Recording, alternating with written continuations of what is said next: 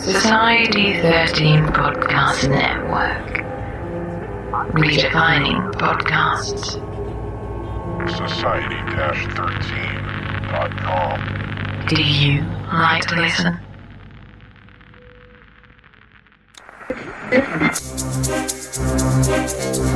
Welcome to Channel 9 of the STRY Radio Network, where stories live.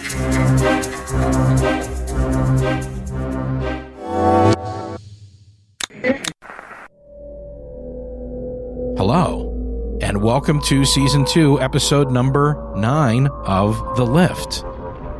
Those of you who are fans of the show and know what we do at Ninth Story Studios may know that 9 is a very special number to us. So it's only fitting that we give Episode number 9 of Season 2 to our good friend, longtime friend, Diane Student from the History Goes Bump podcast. Diane and her wife Denise create this fantastic show called History Goes Bump, and they call it Ghost Tours for the Theater of the Mind. And essentially what they do on that show is they examine haunted locations, they do a ton of research, and they talk about what might be true and what may not be true, and kind of the history of the location. So it's a fun way to learn history about a location and also get a little bit of spooky stuff along with it. It's a great show. It's a lot of fun. They have a huge community of listeners, very interactive with their listeners, and they've really grown this from something kind of small into this huge behemoth that I'm just really honored to have an opportunity to share a piece of Diane's fiction with you today. You can find them at historygoesbump.com. You can also find them in iTunes, TuneIn, Stitcher, anywhere you get your podcasts, you're sure to find History Goes Bump. Great show. Do be sure to check it out. I guess the best way to describe it is to say that it's like Mythbusters for haunted locations. I think you'll dig it. Also, the same day that this episode is airing, which is April 12th of 2017, Victoria's first crossover with a show outside of Ninth Story Studios. She is going to be featured in an episode later today, episode number 11 of the Alexandria Archives podcast, which is a great show I mentioned in the last episode of The Lift, and it is now time for you to listen. May already be out by the time you're listening to this. So head on over to alexandriaarchives.com and look for episode number 11. Now, before we move on into the show today, I just want to say thank you to some of our new Patreon supporters. Since our last episode, we had Patricia Harris, April Barber, Angela Mabry, Brad Erickson, Jenny Sweeney, and Hannah Woodford jump on board to support the show. We certainly appreciate that. If you haven't supported the show yet and you'd like to, you can do that over at patreon.com/Victoria's Lift. You can also see a list of all the cool kids who are supporting the show over at victoriaslift.com/support. For all of you who have been longtime supporters of the show, you'll hear your name listed at the end of today's episode after the credits. Thank you so much to everyone for listening to the show. And without further ado, we'll let Diane say hello, and then we'll go for a ride.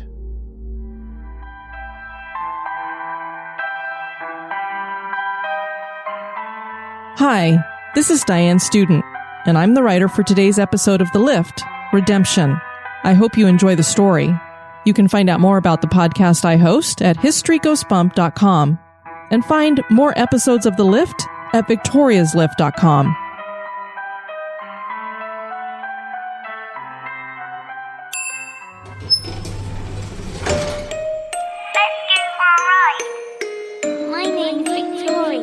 I have lost so much. My name is Victoria.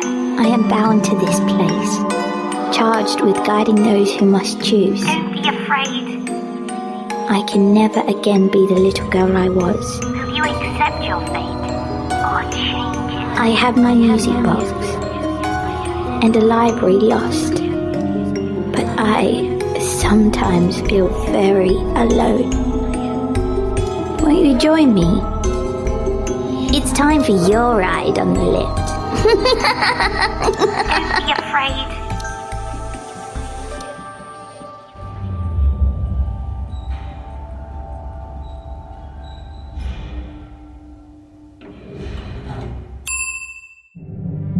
Tina!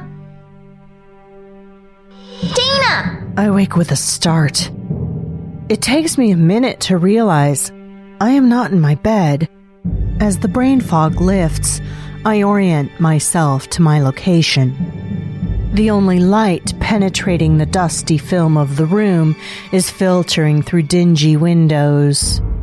My body is folded into a large plush chair that is clearly antique in disgorging cotton and straw. As I study my surroundings, I am in the lobby of an old hotel, long ago forgotten to some lonely corner of the world. Behind the mahogany reception desk are rows of square boxes holding tasseled gold keys. How strange to see actual physical hotel keys. Glancing down, the floor is made from a beautiful marble with a pinkish hue. Even the dust that clings to the tile cannot mask the craftsmanship with which it has been laid. A strange tingling crackles beneath my skin, and there is a lightness to the weight of my body. My head swims as though I have had one too many Long Island iced teas. An unfamiliar satchel rests against my side. Questions course through my brain. Why am I in this building? Did I fall and hit my head? Had someone dragged me here? Where was this person now? Wait a minute, I say aloud. Someone said my name. Hello? My voice echoes back to me. I survey the lobby once again. Curiosity encourages me to explore, but security is warning me to flee this apparently abandoned building. Where has the person who called my name hidden? This person must be the one who dragged me inside this chair. I need to find this individual. I ease out of the seat and rise to my feet, feeling shaky but buoyant. I lift my arms with little resistance. The building must have an elevator. And I sling my bag over my shoulder as I set off towards a section of the lobby where I think I can find one. My investigation plan is to ride the elevator to each floor and find my mystery person.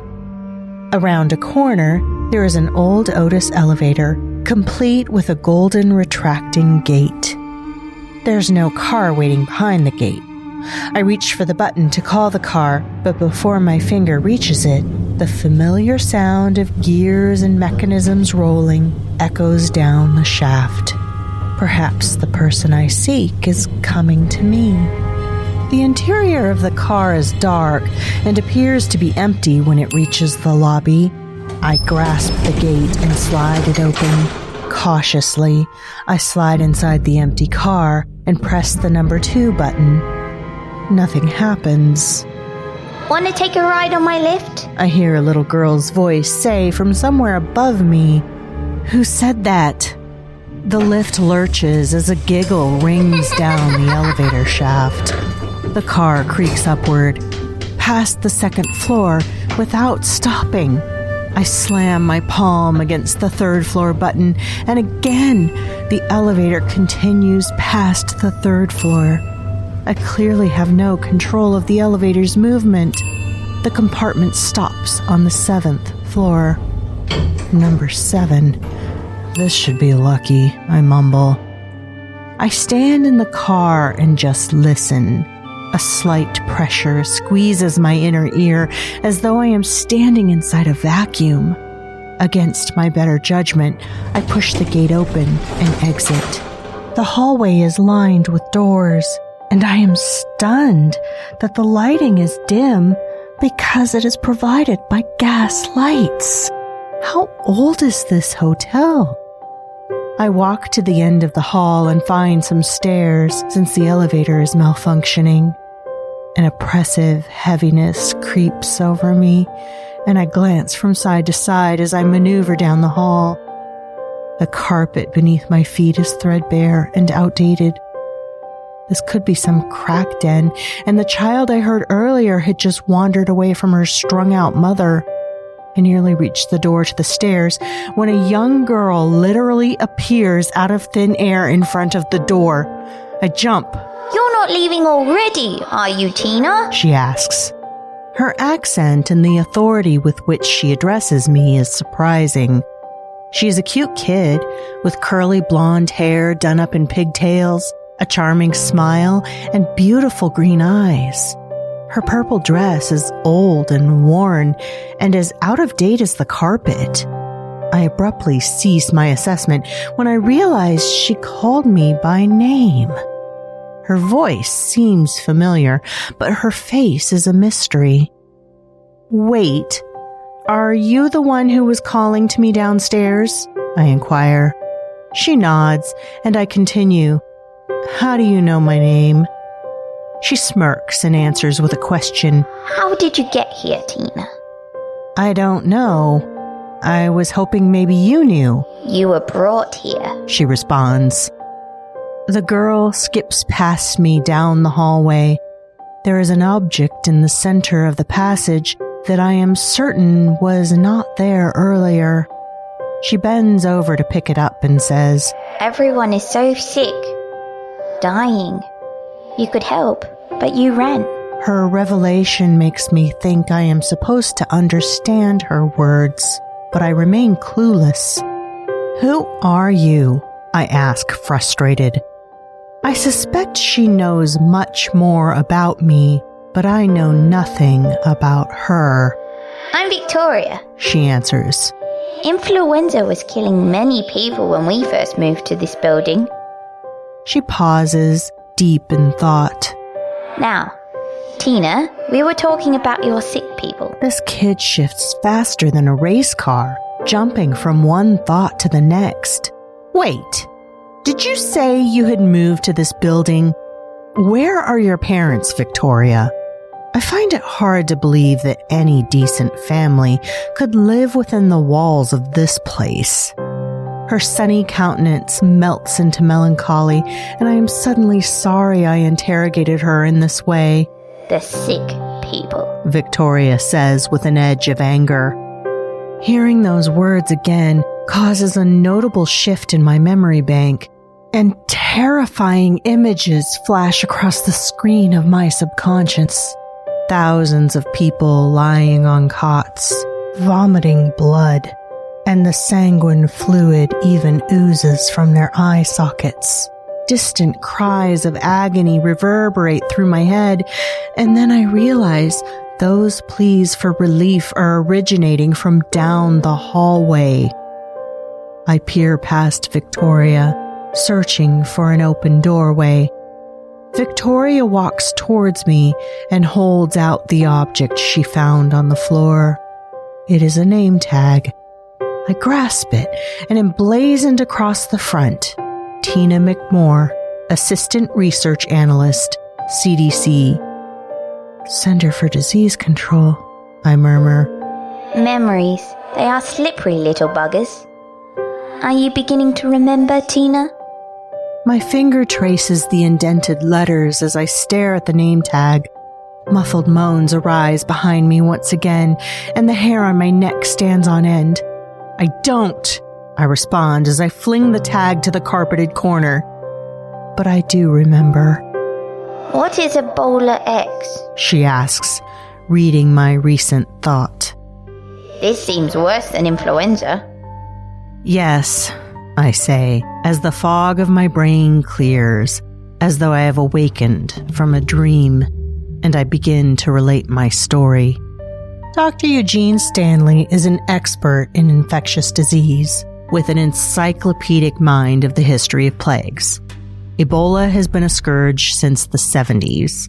It emerged in Sudan and Zaire in 1979 and has presented as a bleeding fever that kills quickly and is basically incurable. Recently, something we named Radical X attached to the virus, and it became even more deadly. Radical X? Victoria queries. I hesitate to explain to a child a complicated scientific development, but she seems genuinely interested. There are atoms that are known as free radicals, and they can become highly reactive. We pinpointed this one that we decided to call Radical X. To beat this modern-day plague, we needed to find a way to detach that radical. We were unable to do that, and thus we could find no cure. Victoria remarks with a glint in her eye. No cure, you say? Then what's that in your satchel? I nearly forgot I had been hauling this bag around. The contents of the bag are a mystery, so I reach inside and feel around the interior. There is nothing inside. Just then, my fingertips brush against a cylindrical object in the bottom of the bag. I snatch it and yank it from the satchel. There is a thick, green, gelatinous fluid in the large vial. The flickering light emanating from the gas lights is insufficient for me to read the labeling. "What is it?" I ask Victoria, berating myself for assuming this child would know. She shocks me as she responds, It's the cure, silly. "What am I doing with it?" I ask in confusion. "And why can't I remember anything?" I say with exasperation. Victoria does not answer me. Rather, she bends over and grasps another object from the floor.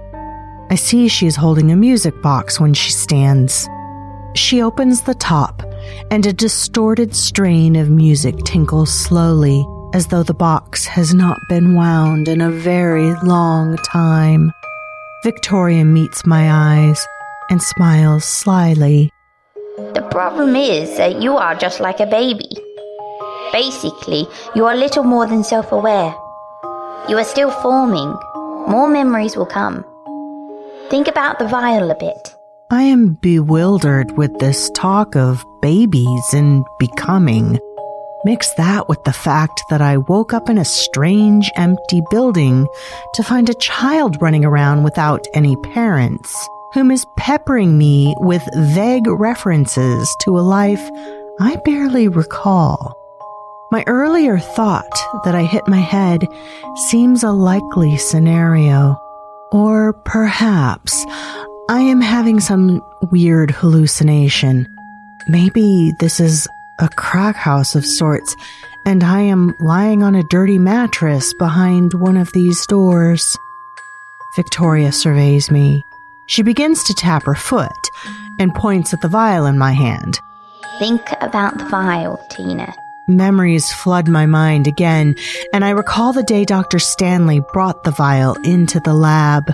He had an air of exhilaration about him, and he was a man not given to emotions and passion.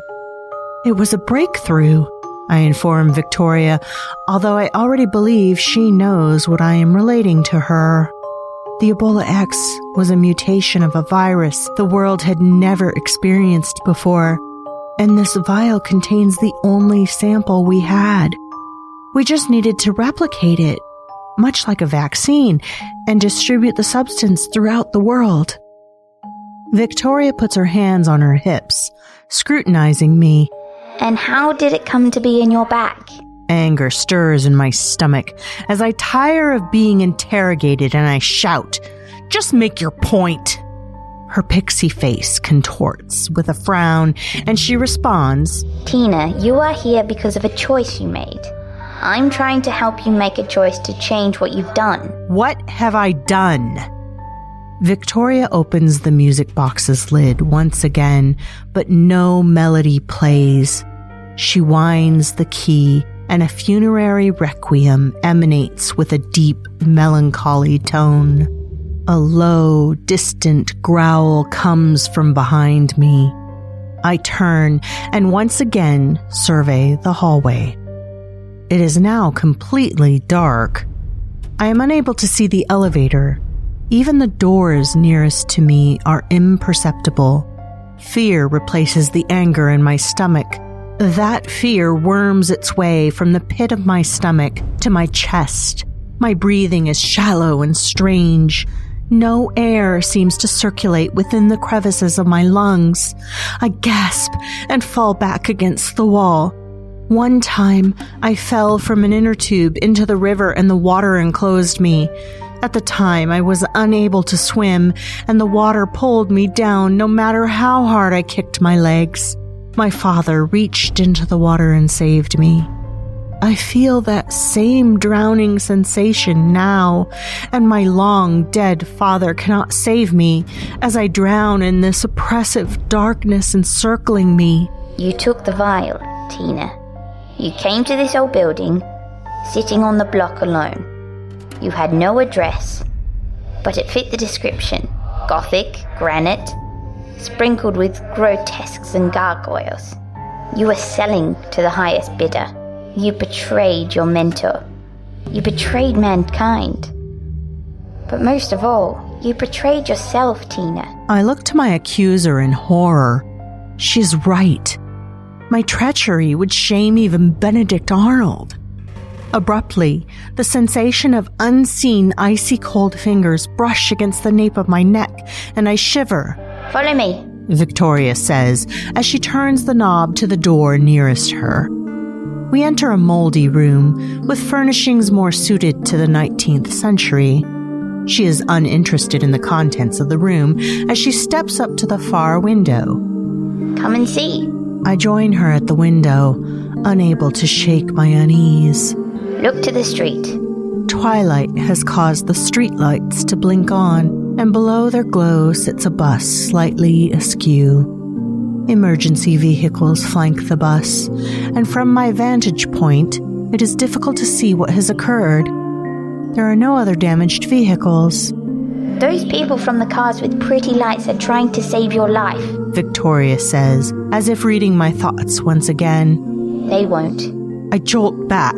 What are you saying? You no longer live, as I no longer live. I glance at her, and she is slightly transparent. I study my hands and notice I can make out the details of the windowsill and the curtains through them. The vial I am holding drops to the floor and bounces lightly on the carpet. The lightness I had felt earlier makes sense. No, I'm not dead, I cry. The open door of the room is darkened as the blackness in the hallway creeps forward. In your rush to get your big payday, you neglected to verify the street was clear before you crossed and stepped in front of that bus. My body feels solid again as I slip to my knees in anguish. I hang my head and weep. Please, I sputter between sobs and continue. I'm sorry. I blink away tears as I look to Victoria for forgiveness. She surveys me with pity and says, It's not too late, Tina. There can be redemption for you. You have to return the vial. Does that mean I will be alive again? I ask. Victoria shakes her head slowly. Some things can be fixed, but that is one thing that cannot. I pick the vial up from the floor. My memories come to me as if a curtain pulls back from my heart, and I can see inside. That heart is full of greed, jealousy, and betrayal. It took death for me to see the cankerous, dark shell of my soul. I had been the kind of person who was willing to sacrifice the lives of millions of people, all so I could make money. I'll take it back, I say with an edge of defeat. The oppressive darkness hovering at the doorway dissipates. Victoria skips to the doorway and waves for me to follow her. The murk retreats down the hallway as she leads me back to the elevator. She pulls back the gate with the effort of a child. I'll give you a ride on my lift. Your lift? I question with a raised eyebrow. She gives me a playful wink, and I step inside the box. Next up, the lobby, she chirps. The oppression is completely lifted as I grasp the handle of one of the double doors, leading to an outer world that I can no longer experience as I once had. A sense of joy and peace washes over me as I exit the old dilapidated building. The fear is not totally expelled since I am unaware of what lies ahead after I return the vial. The emergency personnel load my wrecked body into an ambulance. my spirit will never fill that vessel again. I am thankful for that. I remember I did not thank Victoria, and I turned to express my gratitude. The building is gone.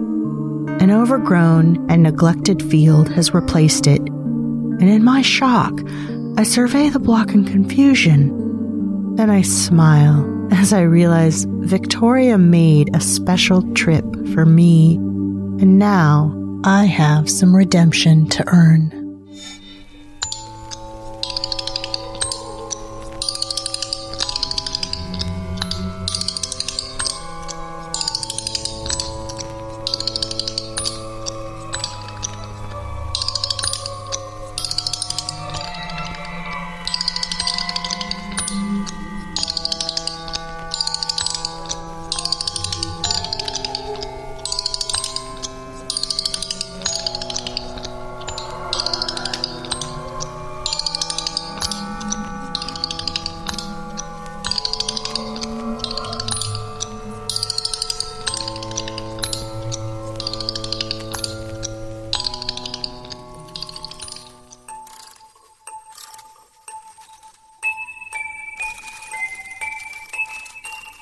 A big thank you to all of you for listening to the show, to all of you who take the time to rate and review the show in iTunes and Stitcher and every place else, and to all of our Patreon supporters. Without your generous contributions, it would be nearly impossible to put this show together. Full show notes with credits, links, and artwork can be found at victoriaslift.com. We make other podcasts you might enjoy. Check out thewickedlibrary.com and also ninthstory.com for links to other shows. If you're on social media, you can check us out on Facebook and also on Twitter. And if you'd like to make sure you don't miss future episodes of the show, you can find us on iTunes, Stitcher, TuneIn, Google Play, lots of places. Today's episode of The Lift was brought to you by the following people whose names I'm about to mispronounce.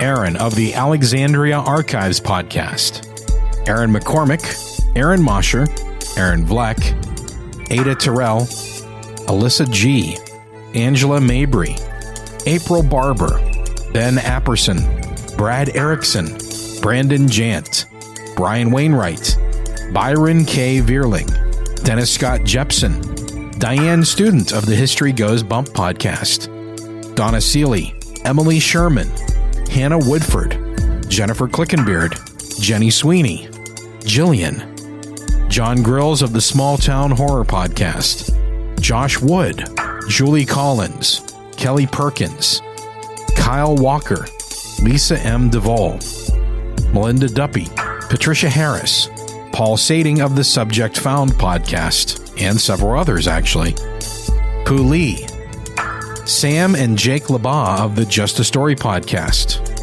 Scott Roche, Shelley Perrin, and Sophia Rivera. Thank you so much to everyone who listens, and especially to you who keep the show free for everyone else.